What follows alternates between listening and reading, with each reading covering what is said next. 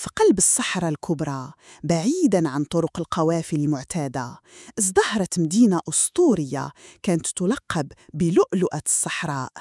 إنها تيمبكتو، التي تحولت بين القرنين الرابع عشر والسادس عشر إلى مركز عالمي للعلم والتجارة.